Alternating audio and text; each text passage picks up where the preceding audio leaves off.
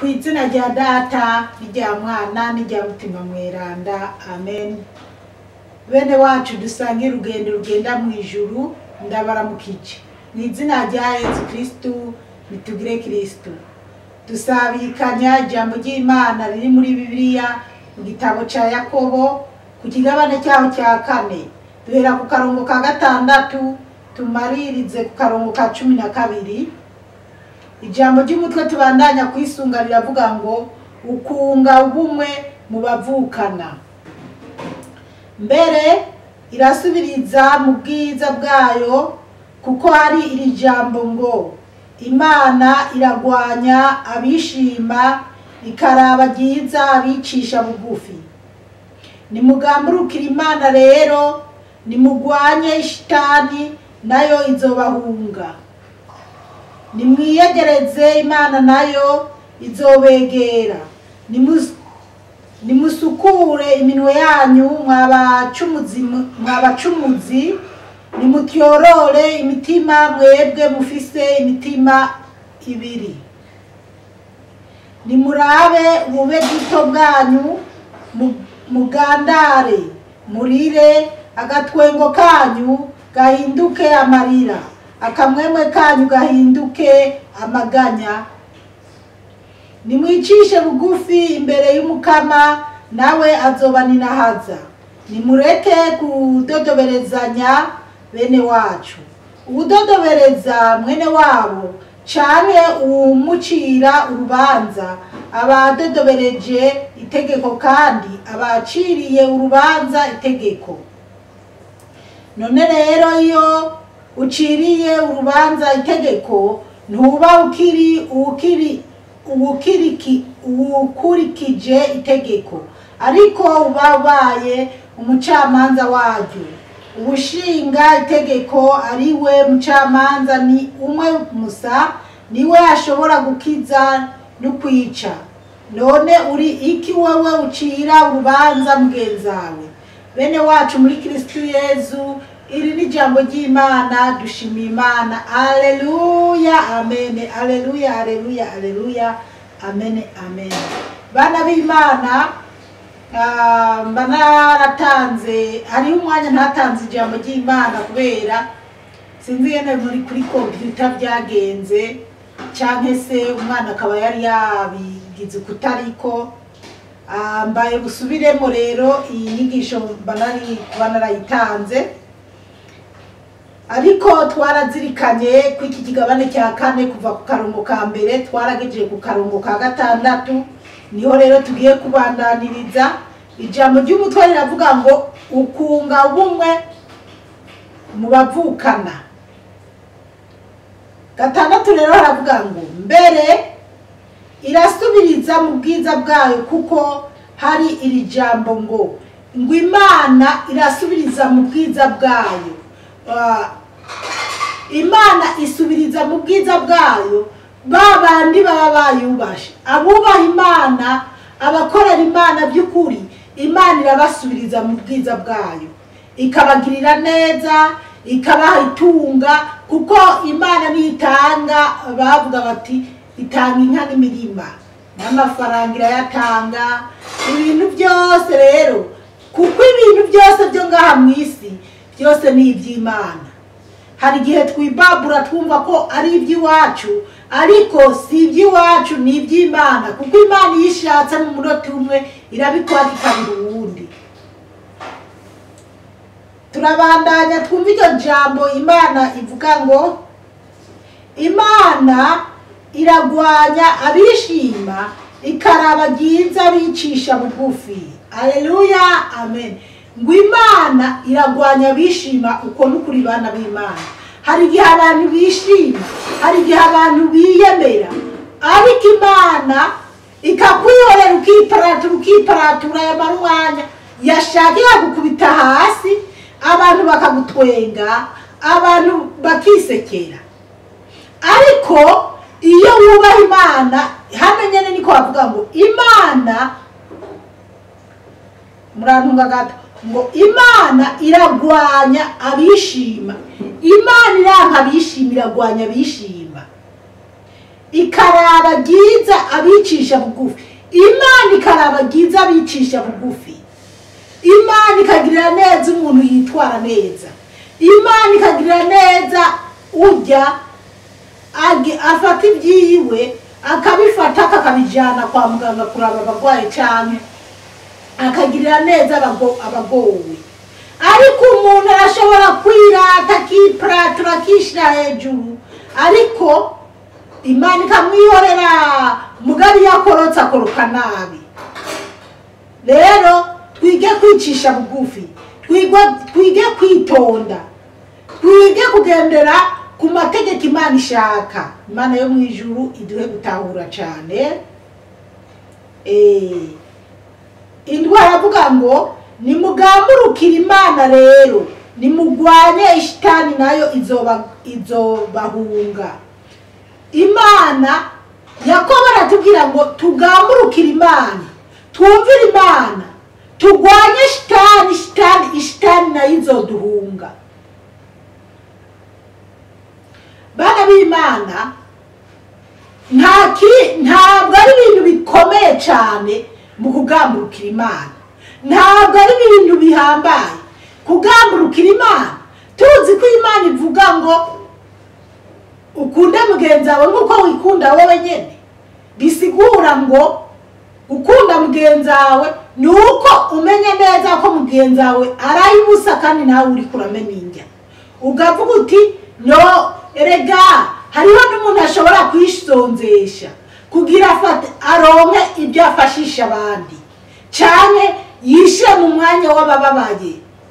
Mugabo abantu bafise byinshi, bateka inkoko, ingurube, intama, impene byose ukwabyo, amaspageti, umuceri, ibirayi by'amafiriti, ibintu byose ugasanga imeza iruzuye, kandi ntabijyanwa na bimare, arabijya gusa akagera hatumwa, kandi kujya cyane ugahaguka ugatumwa cyane bikagutera ingorane ugasagasaga. Ndababwije ukuri, ni icyaha, ni igicumuro imbere y'Imana. Bajya bacira imanza abantu bamwe inzoga, wumva no kurya ugahaga ibigutera imisonga cyane ukagayagaya, wumva ko wakoze icyaha kibi. Rero ntabwo rero Imana itugoresha ibintu birebire. Oya, kuja kuraba umuntu agwaye kwa muganga, kugurira amakaye y'ishuri umwana yihangayikiye, kugirira neza abo mu muryango wawe, ibyo nibyo byo kubuza ijuru. Uzi neza kweri ko ufise ibihumbi 10 kuri ya konte, ukamenya yuko hari umuntu akeneye mu gihumbi kimwe, gusigarana ibihumbi 9, igihumbi ukakifashisha uwundi wo mu muryango cyangwa uwo muhuriye mu ibarabara atagira gahuzu, cyane inzara ya muganga buriye kwibarabara. Byo kunanira kweri, bizari kubuza kuja mu ijuru. Imana yo mu ijuru idutabare cyane. Rero tureke kwirata mu by'isi, kuko twirata tugura impuzu z'agaciro, tukambara ibintu bisayangana, amahereni meza, impeta nziza, ibirato byiza, bijya nta gaciro bifise. Ariko uzagira agaciro imbere y'Imana niwafata amafaranga cyangwa ibiharage cyangwa amateke ukagenda kugirira neza umubanyi wawe araye gusa, cyangwa abagorewe kwa muganga batagira kigemurira. Niko Imana ishaka. Ndumva twari kumukundwi. Nimugamburukire Imana rero, nimugwanye ishitani nayo izobahunga. Aha ku 8, nimwiyegereza Imana nayo izobegera. Ngo tweyegereza Imana nayo izotwegera.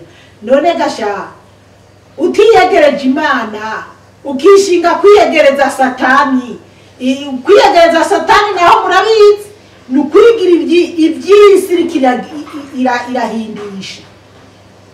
Nukura kwiyegereza Satani nukurambara bijya bintu Imana itemera, kuko Bibiliya irasigura inyambaro uko zigomba kuba zimeze muri Bibiliya birimo twarabyize.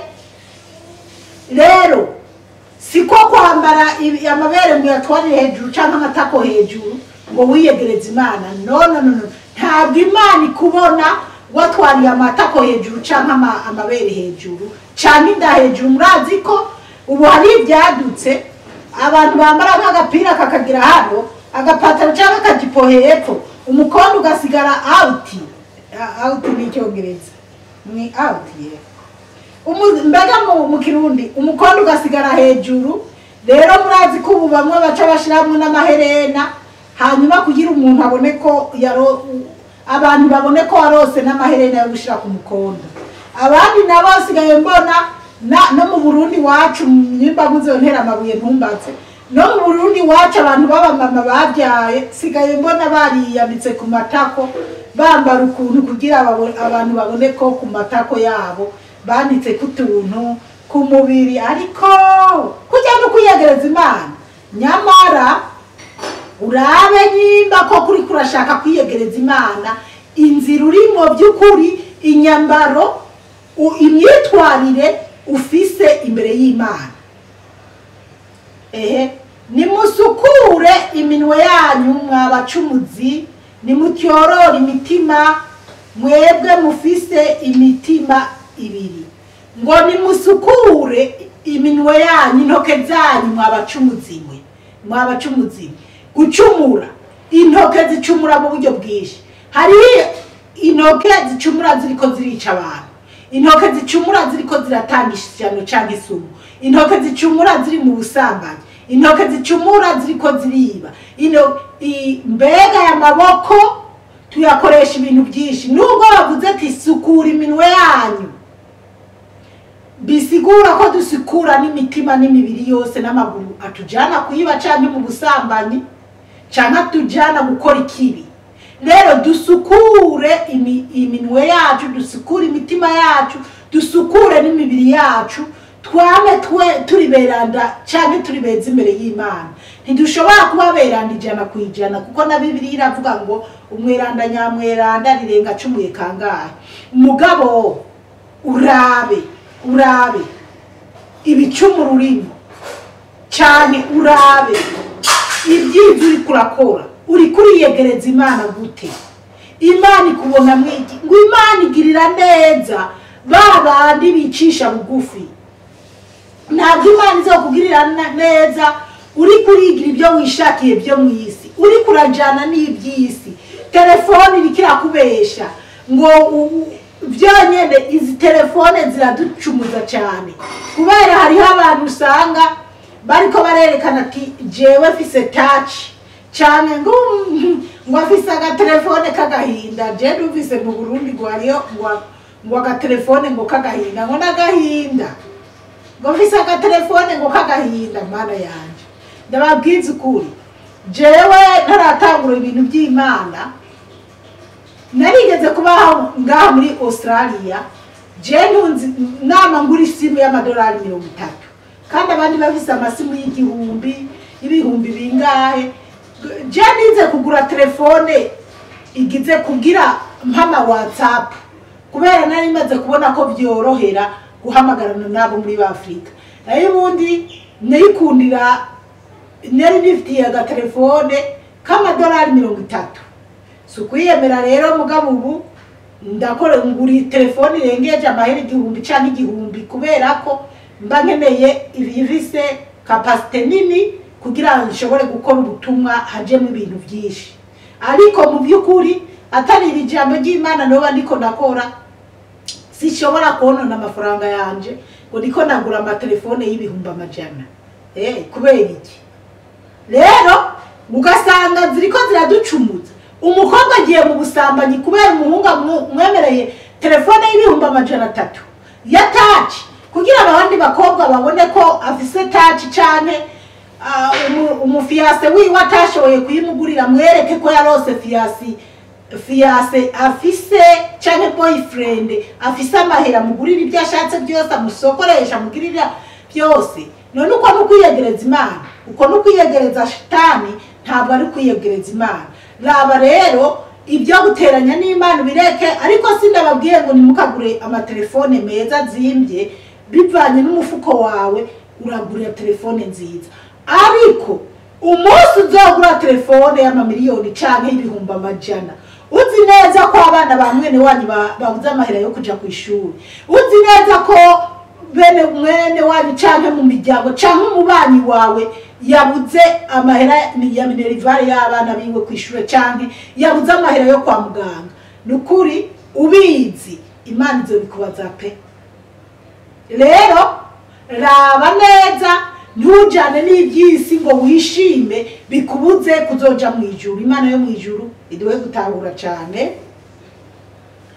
9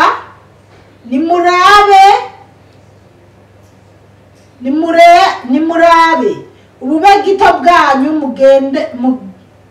mugandare murire, agatwengo kanyu gahinduke amarira.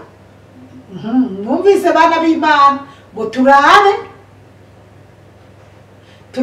twihwaze neza kugabitanya kwacu, ubunebwe bwacu, ubugome bwacu, ibintu bibi turebe ibintu bibi dukora, hanyuma nimba byaduteye kwishima no kwirata tubihindure, ahubwo bihinduke amarira. Nibuka ko nabaye mu isi nitwara uko nishakiye, ariko nyuma nkaza kubona urukundo Yesu yankunze, nkaza kwisanga niko narira saba imbabazi Imana, bica bituma ingeso mbi nariko ndagenderamo ndaziheba, ntangura gufata inzira ija mu ijuru. Raba nawe nyimba koko uri kuragendera mu kuri Imana ishaka, niwasanga atari ukuri kwiza uri kuragenderamo, bihindura ubihebe, kuko nibize bikubuze kuja mu ijuru. Reka kwiteranya n'Imana, kuko igihe cy'uburyohe bwo mu isi cyaraheze. Hari igihe abantu mwibaza ngo turacyari mu buryohe bwo mu isi, naho wapi, tumeze nka ya nyondwi yumiye ku rusato, inka yarariwe kera. Isi rero nimba mutabibona yaraheze, ahubwo turabe neza agahe gato gasigaye ukiri mu mubiri witunganye n'Imana. Ngo bihinduke amarira, akamwemwe kanyu gahinduke amaganya. Ngo akamwemwe kacu gahinduke amaganya. Ibaze ko kuba twicaye ahantu turiko turatwenga umuntu, tunezerewe nuko uwundi muntu ababaye, apfunzwe, naringiye kuvuga ngo apfunze arenganijwe, ariko nyene hari n'abandi baba barenganije umuntu bicaye bariko baranywa canke baryoherwa, nk'abo barakabona bakapfumosha ngo abantu Mariya amanyama. Imana yo mu ijuru zitabare cyane. Ubwo rero turabe ibyo bidutwenza canke ibyaduhimbaye atari iby'ukuri kabisa, tubihindure nk'amaganya n'amarira, turirire Imana, Imana idutabare, tuje mu nzira nziza. 10 havuga ngo nimwicishe bugufi imbere y'Umukama, ngo twicishe bugufi imbere y'Imana, nawe